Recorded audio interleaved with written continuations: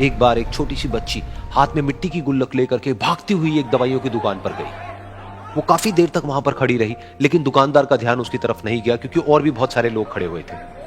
उसने दुकानदार को कई बार बुलाया, लेकिन वहां पर भीड़ इतनी थी कि दुकानदार का ध्यान उसकी तरफ गया ही नहीं। और फिर उस बच्ची को थोड़ा सा गुस्सा आया तो उसने अपनी मिट्टी की गुल्लक लेकर के वहीं काउंटर पर जोर से रख दी, जिसके बाद में जो दुकानदार था और जितने भी लोग खड़े थे वो सब उस बच्ची की तरफ देखने लग गए। और फिर उस दुकानदार ने उस बच्ची से पूछा, बेटे आपको क्या चाहिए? तो वो बड़े ही भोलेपन से बोली कि मुझे एक चमत्कार चाहिए। ये सुनकर के दुकानदार को कुछ समझ नहीं आया, ना ही वहां पर जो लोग थे उनको कुछ समझ में आया, और सब उसकी तरफ देखने लग गए। फिर दुकानदार ने बोला, बेटे चमत्कार तो यहां पर नहीं मिलता है।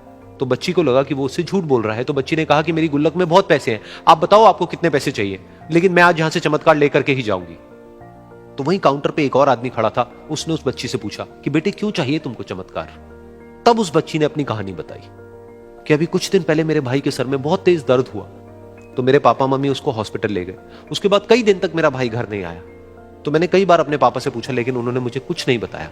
उन्होंने बार बार यही कहा कि वो आ जाएगा, वो कल आ जाएगा, वो कल आ जाएगा, लेकिन वो आ ही नहीं रहा था।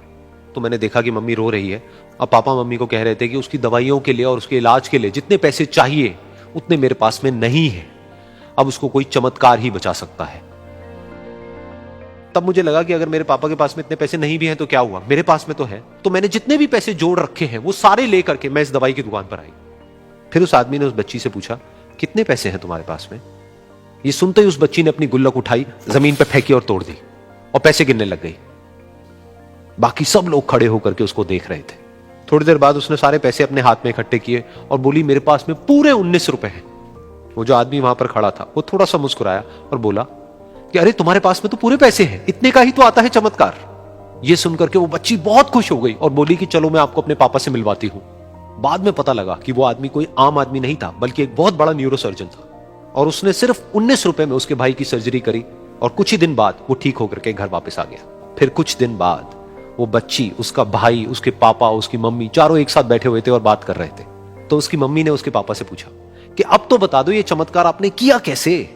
तो उन्होंने अपनी बेटी की तरफ देखा और बोले, ये चमत्कार मैंने नहीं, इसने किया है।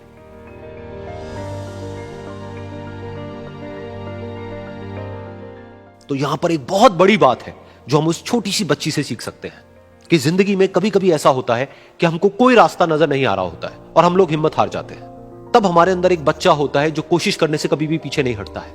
वो हार मानने को तैयार नहीं होता है क्योंकि उसको ना शब्द समझ नहीं आता है। वो बच्चा जिसके लिए कुछ भी नामुमकिन नहीं है, क्योंकि वो हर हाल में कोशिश करता ही रहता है।